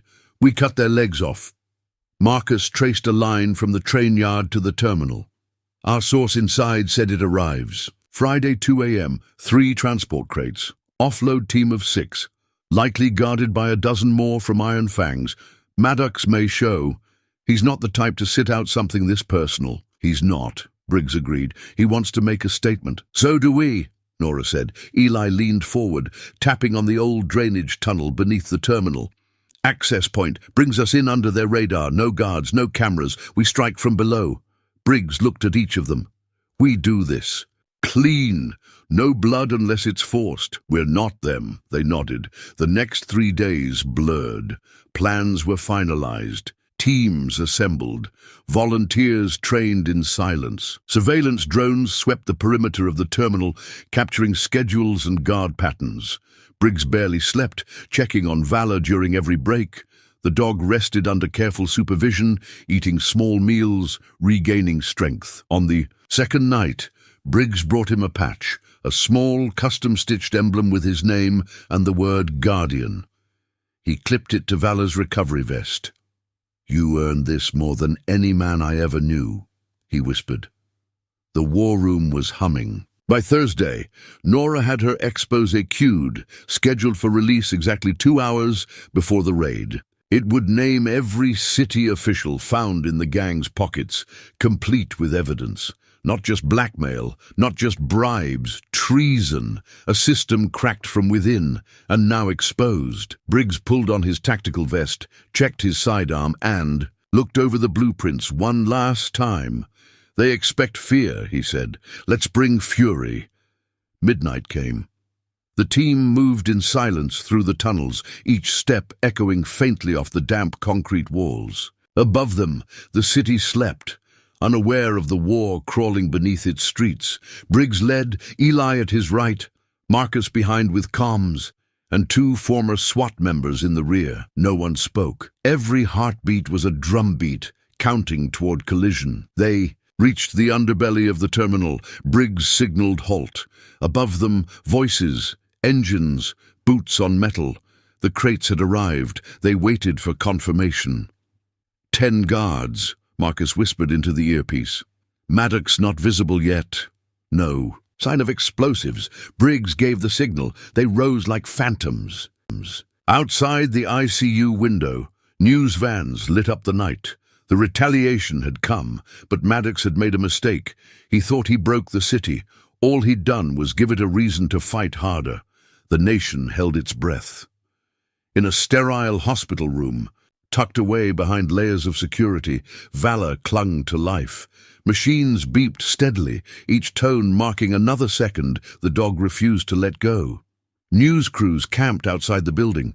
Social media feeds overflowed with the video of his fall, played again and again until it etched itself into the country's conscience. They watched him plummet, screamed as he vanished from view, and sobbed when the tarp broke his descent. Now they waited, praying, hoping. Inside the room, Briggs never left. He sat in the same chair for 36 straight hours, his uniform wrinkled, eyes red, hand resting gently on Valor's paw. The dog was wrapped in gauze and wires, a brace, covering one hind leg, chest rising only because a machine insisted it must. Yet there was something in that stillness, a quiet defiance, as if even in sleep Valor refused to surrender. Doctors were stunned. Valor had broken his femur in 3 places, fractured 4 ribs, his lungs had bruised, but his heart, strong, undeterred. There was no explanation, no medical sense, just resilience and will. "He's fighting," one nurse whispered, watching the monitor. "It's like he knows what he means to people." And people did care. Across the country, schools held assemblies. Veterans gathered in candlelit circles. Animal shelters lit bonfires in solidarity. A retired Marine in Oregon walked 10 miles with his old service dog, wearing a sign that read, "For Valor, we walk." The message spread. Cities echoed. The retaliation had united them. Maddox had failed. Instead of fear, he'd inspired rage. Not the chaotic kind, but the determined kind. The kind that builds from the ground up, that doesn't yell, it acts. Nora sat across from Briggs on the 3rd night. She hadn't asked for an interview, hadn't taken a photo, just brought him. Coffee and stayed. "You know what people are calling him?" she said gently. "The soul of the city." Briggs didn't answer. "He's more than a dog now, Daniel. He's a reason. People who hadn't spoken to each other in years are walking together again. Your resistance? It's no longer underground." He finally looked up, voice low. "Then, we have to do more than mourn." We hit back, and so the planning resumed. Marcus brought intel, chatter pulled from dark web forums and encrypted biker channels. Eli mapped out red zones, areas the Iron Fangs still controlled.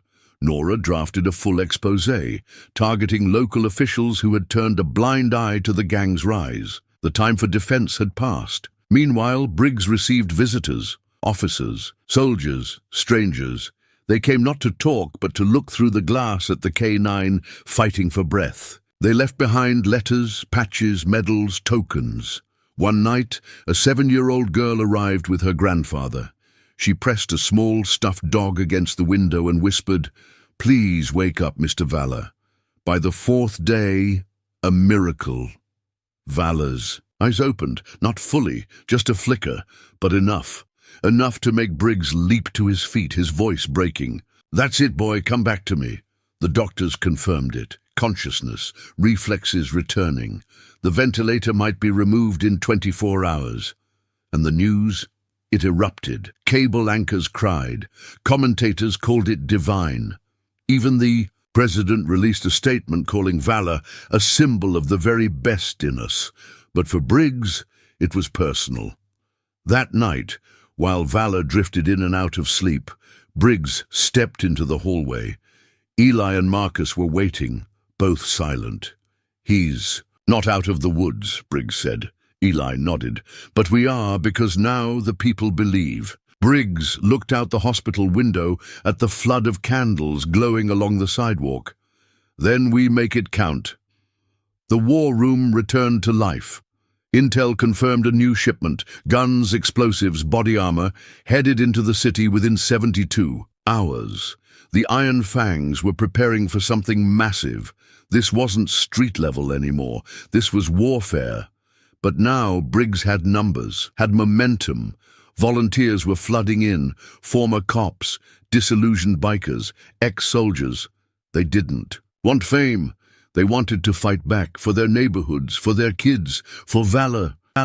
Uncertain if this new courage would last. But for a few days it did. The murals of Valor grew in number. Local news aired segments titled "The Rise of the Watchdogs." Even a senator visited the hospital, placing a medal beside Valor's bed. They called it symbolic, but everyone knew it was more. It was a declaration, and Maddox saw it all.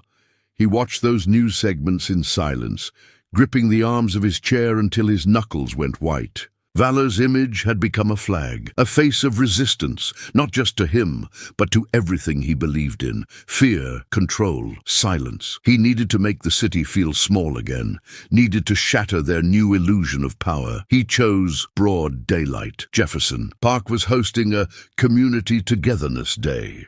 Kids played kickball, food trucks lined the street, volunteers handed out pamphlets on safety, retired veterans grilled burgers, while patrol leaders explained self-defense techniques.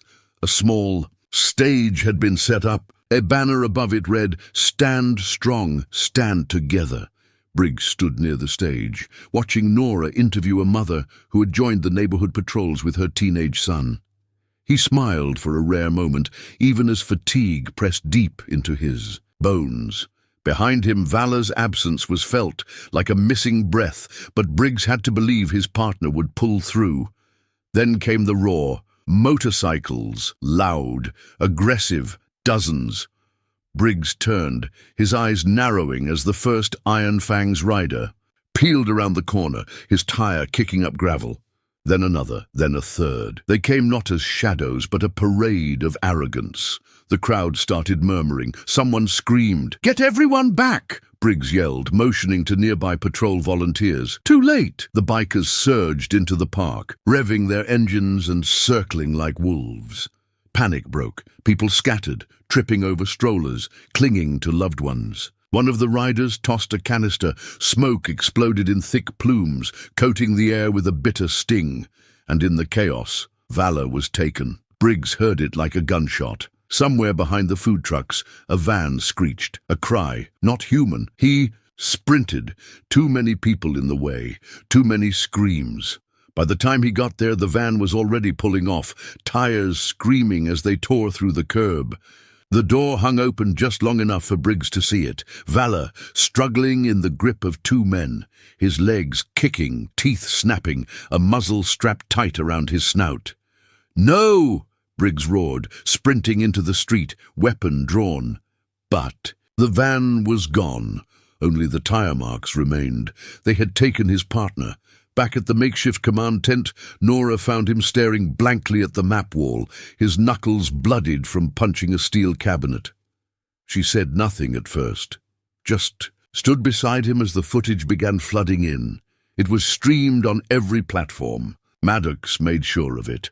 A smartphone camera shook as it zoomed upward, an abandoned hotel, 14 stories high, wind whipping through broken windows, and there he was, Colt Maddox, standing near the edge with Valor in his grip. The dog was battered, a gash on his shoulder, still muzzled. Maddox's voice was cold, detached. "They say a symbol can move a city, so let's see if it can fly." Then he dropped him. Briggs fell to his knees. The scream that escaped the crowd on screen was mirrored in living rooms across the country. Valor fell, limbs flailing, his body spinning through air. Then a blur of color. Something broke the fall. The screen went black. Silence. At first, no one knew what had happened. Then came the still photo, snapped by a tourist from across the street. Valor, crumpled but breathing, lay atop a thick tarp canopy. Event supplies had been stored underneath, cushioning the impact. Alive, barely. Within minutes, the city changed again. Protests erupted. Vigils formed outside the animal hospital. Officers who had never met Briggs or Valor came to stand guard. Military K9 handlers from out of state sent letters. Anonymous donations flooded in to pay for Valor's surgeries.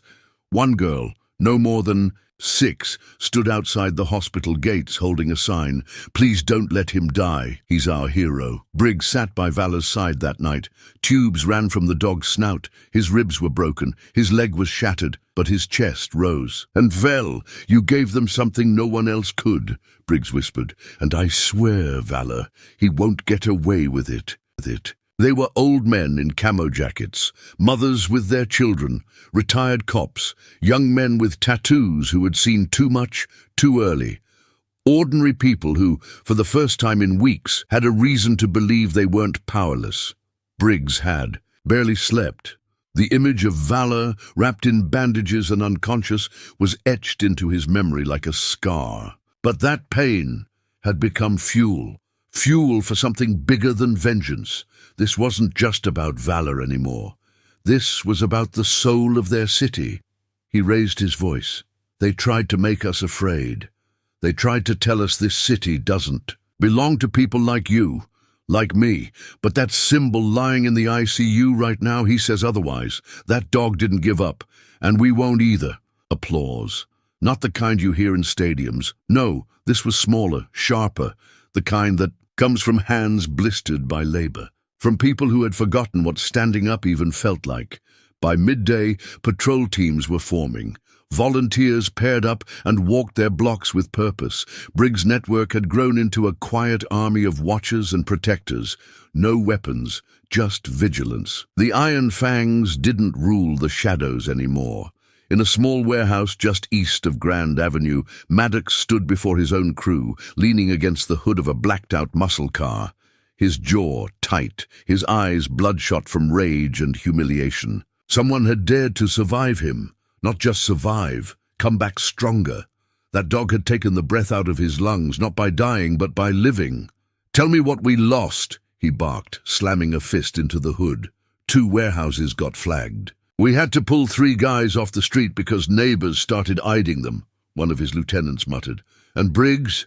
He's building something. Briggs is a cop without a badge," Maddox sneered. "And that dog? Just a mutt. With luck, we're not losing to that." Another man spoke up. "It's not just Briggs. People are turning. The city's waking up." That silence, the kind that cuts the air clean, fell hard. Maddox turned slowly, a grin spreading across his face, wide and slow like oil leaking. Then it's time they went back to sleep. While he plotted, the city began changing under his nose. Murals appeared overnight, painted on crumbling buildings. Valor's image, eyes strong and noble. Children wore T-shirts with his silhouette. "Stand like Valor," one slogan read. Nora Price arrived at the community lot that afternoon, camera slung across her shoulder, recorder clipped to her jacket. Her presence added weight to the movement. She wasn't there to just report the truth, she was there to help build it. She approached Briggs as he watched a group of teenagers practicing takedown drills on padded mannequins. "This is bigger than you realize," she said. "I just spoke to a retired sergeant in Chicago. They're following what we're doing here. Other cities are watching. This isn't a ripple, Daniel. This is a wave." He looked at her, exhaustion creeping in under his skin. "Then we have to stay ahead of it." That night, 2 men tried to tag over one of the Valor murals. They didn't make it past the second stroke of spray paint. A group of volunteers stopped them calmly, without violence. They handed the men over to the authorities and then repainted the wall. Brighter, stronger, a local bakery brought out pastries and water. Neighbors cheered. It wasn't a battle, it was a message. Even Valor's doctors were stunned. The dog's vitals had stabilized faster than expected. He remained unconscious, but his fight was visible in every monitor's beep, in every rise and fall of his chest. Briggs visited that night, placing his hand gently on Valor's fur. "You started something, boy," he whispered. "Now we finish it." By week's end, 5 neighborhoods had set up their own patrols. Kids were taught how to identify gang signs and report safely. Retired veterans offered security training. Someone donated a radio tower to coordinate communication. City officials began reaching out, quietly, cautiously, but none of it went unnoticed, because in a backroom filled with smoke and silence, Colt Maddox carved a knife across a city map, cutting through the zones of resistance. He whispered to himself, cold and sure, "Then we bleed the heart first." The storm wasn't coming, it had already begun. The city buzzed with a strange energy, nervous, hopeful, raw. For every person standing taller, there was another watching from behind curtains. "I watched the right corners. You in? You got coffee?" Briggs smiled for the first time in weeks. The next day, a black SUV with no tags pulled up outside Briggs's house. Marcus stepped out, grayer than before, heavier around the middle, but with eyes like frostbitten steel. He wore an old army jacket and fingerless gloves, his breath fogging as he sized up the house. "Nice place. Real low profile," he said, running a hand across Valor's head as the dog inspected. Briggs opened the door. "Come inside, I'll brief you." They didn't waste time. Over maps, laptops, and a wall of pinned faces, Marcus dug into digital trails, bank accounts, encrypted forums, closed-door city meetings with suspicious expense reports. Within hours, he was pulling names Briggs didn't even know were part of the system. "The Iron Fangs aren't just recruiting junkies and thrill-seekers," Marcus muttered. "They're using real networks. Whoever's behind the money has experience in political subversion. I've seen patterns like this before, in places where governments crumble from the inside out." "So this is bigger than local." "Oh." "Yeah." Later that night, Briggs made another call. It took longer this time. 2 disconnected numbers, 1 untraceable voicemail. Then finally, on a line that sounded like it was broadcast from Mars, a voice he hadn't heard in more than a decade. "You really want to pull me back in?" "I wouldn't ask if I had a choice." Eli Rodriguez, former sniper, the kind of man who could thread a bullet through a keyhole from 600 meters. Briggs had seen him do it in Kandahar once, when it meant saving a family from being burned alive in a roadside house. Eli arrived the next morning on a motorcycle, his breath freezing in the air, a long case slung over his shoulder. He nodded at Briggs, scratched Valor behind the ear, and said nothing for a full minute. "You said the Fangs took a shot near a school," he finally muttered. "That's not just muscle flexing, that's moral erosion." "Exactly why I called. You." By the 3rd day, Briggs's garage was no longer just a workspace, it was a war room. Nora worked at a corner desk, compiling data for what she called the Big Drop, an expose article that would rip the Iron Fangs out of the shadows. Marcus hacked through encrypted chatter, tracing funds from shell corporations back to a source overseas. Eli coordinated routes, ambush points, contingencies for when, not if, the Fangs retaliated. They worked like ghosts, quiet, efficient, controlled. And all the while, Valor patrolled the neighborhood, moving with local watch teams that had begun, forming in response to the school scare. Kids came to pet him. Veterans offered to train him in basic protection drills. In a matter of days, the dog had gone from mascot to sentinel, a silent reassurance that someone was still standing between the innocent and whatever storm loomed ahead. Word spread fast. A corner store owner reported turning away 2 Iron Fangs, members without fear for the first time. A city bus driver refused to reroute despite threats. A local pastor hosted community night again, this time under the quiet guard of Valor and 3 Vietnam vets who hadn't worn their uniforms in decades. In these tiny, defiant acts, something sparked. Briggs felt it. It wasn't much, but it was enough. Then came the break. Marcus looked up from his laptop late one night, eyes hard. They're prepping something big. How big? Shipment big. Multiple containers. Coming through the rail yard south of the city. They're planning for war. Briggs looked at Valor, then at Eli, who was already checking his rifle for dust. Then we hit them first.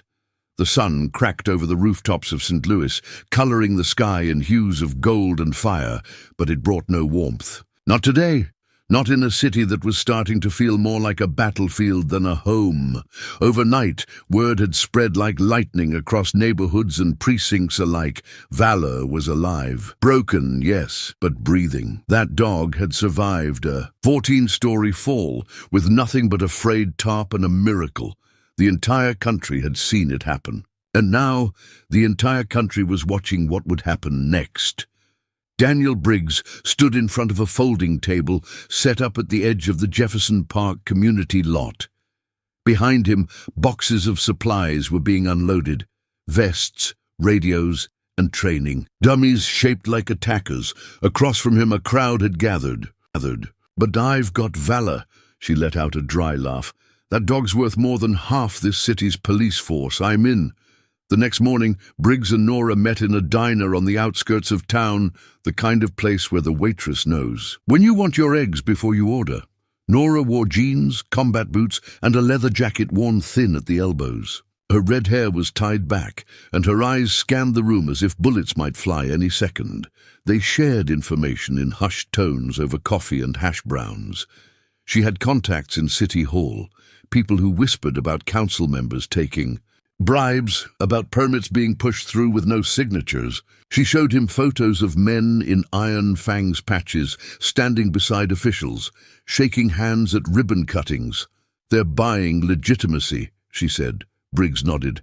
And using fear to keep anyone from calling it out. That night, they started gathering names, people who'd been threatened, shop owners paying protection money. A retired teacher who'd been beaten after reporting suspicious activity behind her school. The story started to form, not on paper, but in blood and silence. Valor became more than just a partner. He became the face. Briggs made sure people saw him patrolling schoolyards, walking with elderly residents in parks, sitting quietly during town meetings. People began whispering again, but not in fear. This time, they were whispering hope. The resistance wasn't loud. It didn't march or carry signs. It moved in whispers and side glances, in business owners who stopped paying and kids who dared to wear red and blue in neighborhoods where the Fangs demanded black and chrome. And Maddox noticed. A shop that had refused to close early was torched. A pastor who'd spoken against the gang was found beaten behind his chapel steps. Briggs's own patrol car was vandalized one night, windows shattered, tires slashed. But worse was the message spray-painted across the hood. Tell your mutt. We're coming. Briggs didn't report it. He just stood there, staring at the dripping paint, Valor beside him, tail still, breath steady. They're trying to provoke you, Nora warned. If you go rogue, they win. I'm already rogue, he replied, but I'm not careless. The final straw came on a Tuesday. A school, a lockdown. Shots fired near the playground. No injuries, no arrests. But everyone knew who had sent the message. Briggs stood at the edge of the yellow tape, watching the principal tremble while she tried to explain to terrified parents that it was under control. Nothing about this was under control. He looked at the swing set, at a backpack left on the bench, at the mother holding her child like a shield. He clenched his fists. No more waiting. He went home and cleared out a drawer full of case files the department had closed. He built a board in his garage. Names, faces, routes, money trails, cross-referenced, everything with the photos Nora had gathered. That's when he saw it, a single red line that connected it all, and standing at the end of that line was Maddox. Briggs didn't sleep. Neither did Valor. The dog paced the house, alert to every sound. Briggs loaded his weapon slowly, deliberately. He wasn't going to hunt, but the next time the iron fangs moved, he'd be ready to answer, not as a cop, but as a man no longer willing to follow silence. The snow came early that year, light at first, more flurry than fall, but it stuck in the gutters and along the ridgelines of forgotten rooftops. Briggs watched it from his porch, Valor at his side, eyes flicking to every car that passed too slowly. It had been 3 days since the lockdown at the school. 3 days of silence. Not peace, the kind of silence you get before artillery lands. He had a name in mind now, someone he hadn't called in years. Marcus Talbot, former Army intel, cyber warfare expert, and one of the few people Briggs trusted to see into the dark without blinking. He had dropped off the grid after retirement. No job, no family, no interest in being found. But Briggs still had a number, buried in a yellowed address book he kept tucked behind a box of medals he never displayed. He dialed it. It rang twice before a click. "No names," came the voice. "It's me." Silence followed. Briggs spoke again. "I've got something growing here. Gang with foreign funding. They're targeting civic institutions, schools even, and they've got a face now. Colt Maddox. You heard." Briggs raised his weapon toward the catwalk, but Maddox was gone, slipping into shadow like a wraith.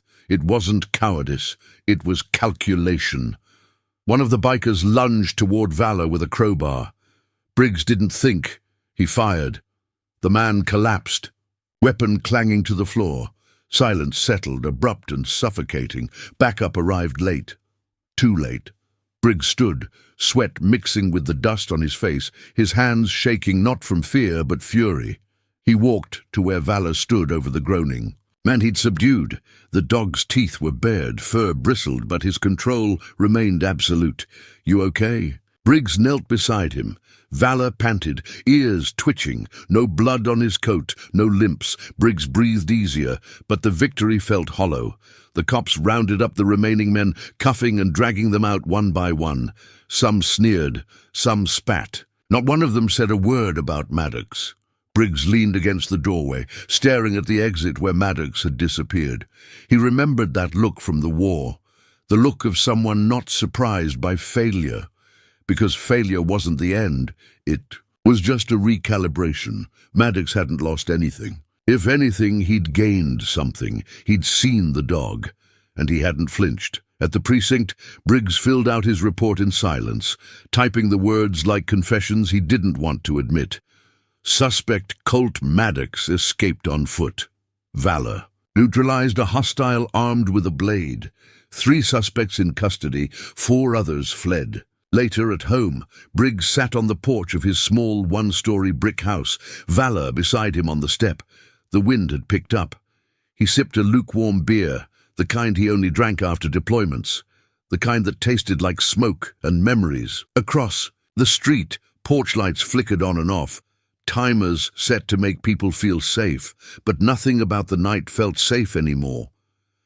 Briggs looked down at his partner. "He didn't see you as a dog." Valor tilted his head. "He saw you as something else. A threat, a symbol." The next day, Briggs visited the precinct's evidence room and pulled a folder. Inside were reports, older ones, incidents dismissed as isolated, vandalism, intimidation, stolen police radios, defaced military monuments. All signs, all pieces of something bigger, and now Maddox had seen the last piece, Valor. Briggs didn't sleep that night.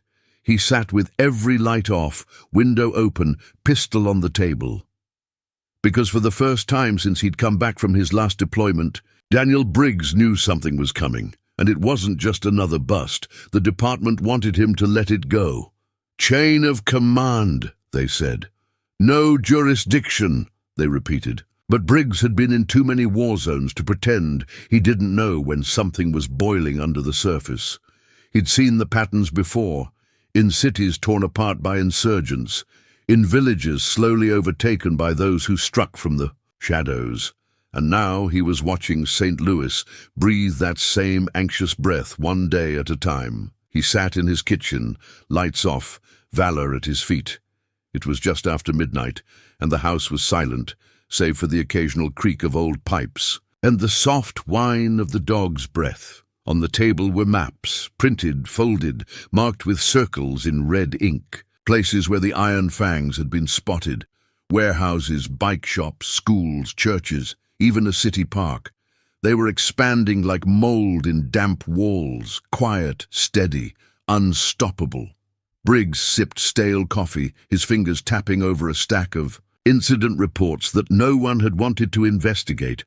But he wasn't waiting anymore. The rules weren't helping. The orders weren't stopping anything. So he started making his own.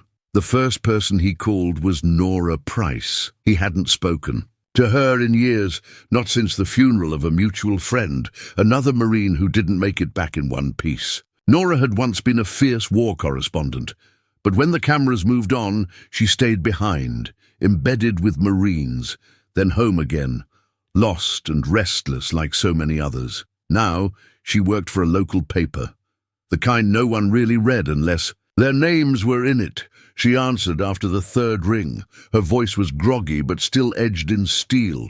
"Briggs, that you?" "Need your eyes," he said. "And your questions." There was a pause. "Is this about the Fangs?" He blinked. I know they're not just riding around looking for trouble. They're building something. You got a plan?" No. Before he could radio it in, a voice snapped out from the shadows. "Well, hell, look what wandered in." Briggs turned slowly, keeping Valor at his side. 5 men stood in a semicircle, all leather and tattoos. One of them, taller, lean face, like carved stone, grinned. Colt Maddox. Briggs had seen him once, years back in a mugshot. He was different now, smarter, meaner. "This ain't your beat, Sergeant," Maddox said. "Not anymore." Briggs didn't blink. "You're trafficking. Weapons in city limits? That's still my beat." Maddox chuckled. "Oh, you brought the dog. I like that. He's the one who pulled that kid from the fire, right? Real hero." Briggs's jaw tightened. Maddox's grin dropped. "Let's see how brave he is when he's bleeding." The man next to Maddox reached for his waistband. Briggs moved first. "Valor, go!" Everything happened fast. The snap of muscle, the bark, the chaos. Valor lunged, teeth sinking into the gunman's arm, dropping him with a scream. Briggs moved behind the next man, disarmed him with a sharp elbow, then ducked as a shot rang out and missed by inches. In the scramble, Maddox didn't fight.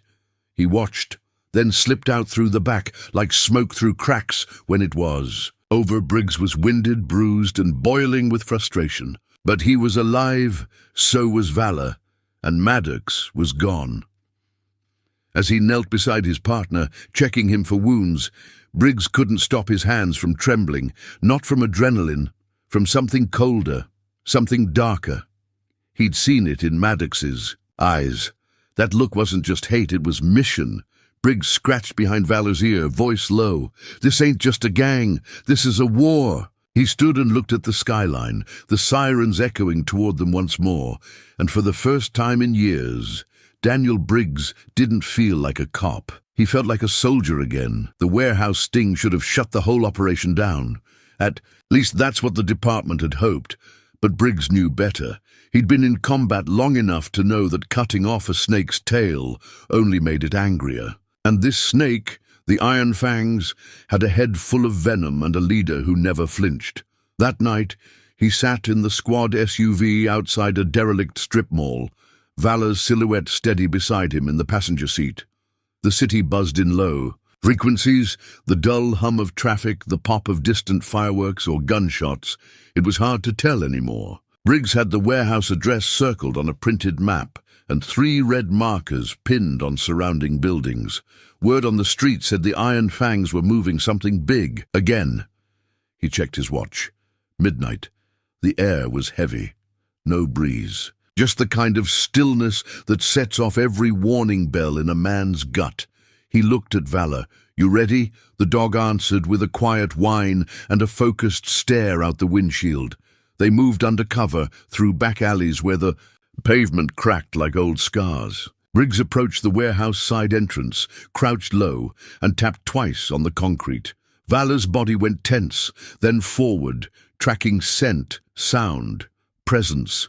Inside, voices echoed off the metal walls, low, aggressive, confident, the kind of confidence that comes from power. Then, laughter and weapons. Briggs could see outlines of rifles leaning against crates, some still wrapped in transport foam.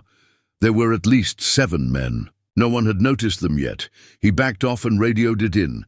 "Unit 7-2, I need backup at the McCready site. 7 armed, confirmed Iron Fangs. Weapons cache present. Sending location." Dispatch confirmed. Help was on the way. Then something shifted. A shout, a glint of steel, and the unmistakable snap of Valor launching into action. Briggs barely had time to unholster his sidearm before the entire room exploded into movement. One of the bikers had spotted them and raised a shotgun. The blast shattered a wall fixture inches from Briggs' head. He rolled low and fired twice, center mass. The man dropped like a stone. Valor tackled a second one, knocking the attackers, weapon away, and pinning him with trained, brutal efficiency. The room roared with gunfire, shouts, footsteps, boots pounding across concrete. Briggs took cover behind a forklift and assessed. 3 down, 2 circling left, 1 above. Then he saw him, Colt Maddox, watching from a catwalk overhead, arms crossed, calm as death. He didn't move, didn't fire, just stared.